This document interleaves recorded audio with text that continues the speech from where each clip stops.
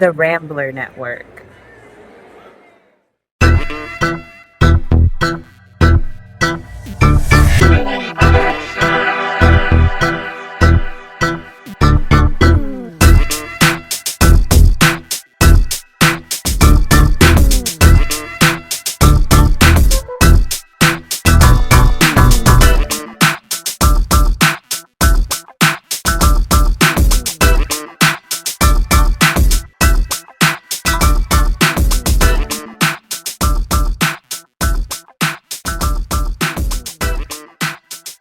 Hello, welcome back to Casablanca. Today's episode, I'm talking about The Greatest Showman, which is a 2017 musical directed by Michael Gracey, written by Jenny Bicks, and starring Hugh Jackman, Zac Efron, and Zendaya. It's a heavily fictionalized biopic about P.T. Barnum. And when I say heavily fictionalized, I don't just mean because it's a musical. Alright, let's start with the obvious. The Greatest Showman is not historically accurate. Not even close. The film pitches itself as a celebration of the visionary who invented show business, P.T. Barnum. But the real Barnum was far more complicated, and in many ways, far more problematic than the charming rags-to-riches dreamer we get in Hugh Jackman's performance. In real life, Barnum profited off human exploitation. He exhibited enslaved and disabled people, fabricated freak show stories, and promoted deeply racist curiosities as entertainment. But in the film, all of that is polished over with a glossy lens of believe in your dreams and celebrate your uniqueness. There's a scene in The Greatest Showman where the so-called oddities sing "This Is Me," a show-stopping anthem of self-acceptance. It's powerful and emotional, you feel it. But the real Barnum didn't give these people empowerment. He gave them contracts and cages. The film essentially repackages a story of exploitation as one of inspiration. And while the artistic choice is understandable, it is, after all, a musical fantasy. It's also worth remembering that inspiration built on distortion is a tricky foundation. Alright, let's talk about one of the film's subplots, the Zac Efron Zendaya romance. Efron plays Philip Carlyle, a wealthy playwright.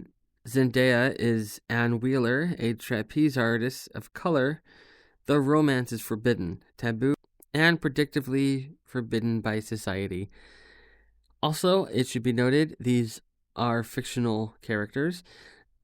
Some of the characters in this film are based on real people. These two are not. On the surface, it seems like a progressive subplot. Interracial love defying 19th century racism. But once you peel back the glitter, it falls into a very tired and troubling trope. Anne repeatedly tells Philip no. She pulls away and tells him it's not worth it. She makes it clear that the risks are too high, and yet he pursues her again and again until she finally relents and they kiss mid-air like a Nicholas Sparks novel. It's the classic "no means chase me harder" narrative. One that's romanticized far too often in media. In real life, this kind of persistence isn't romantic, it's manipulative, and it reinforces the idea that someone saying no just means not yet. Zendaya and Zac Efron both do what they can with the roles, and their duet "Rewrite the Stars" is one of the film's musical high points. But the lyrics themselves reinforce the issue.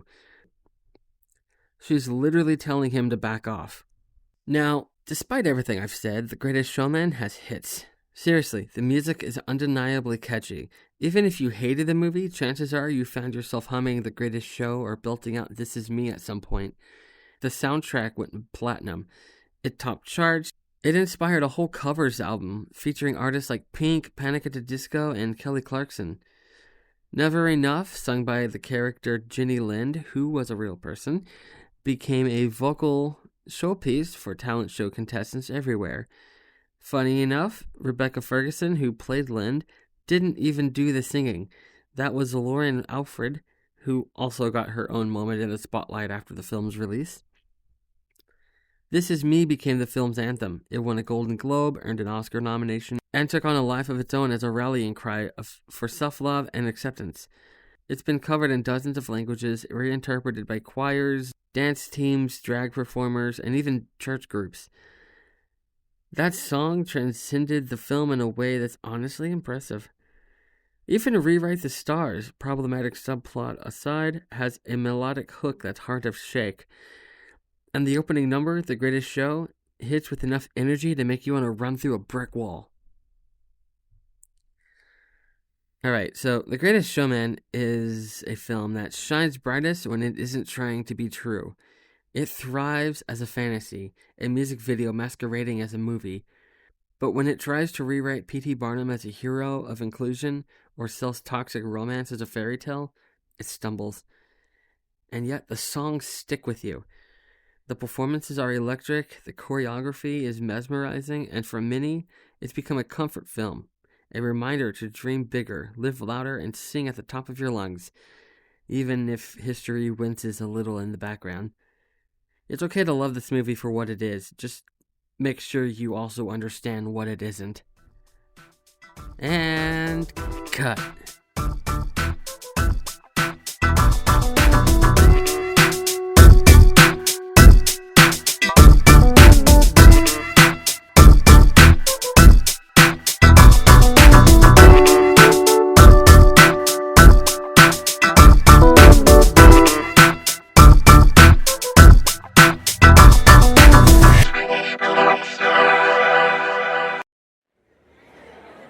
The Rambler Network.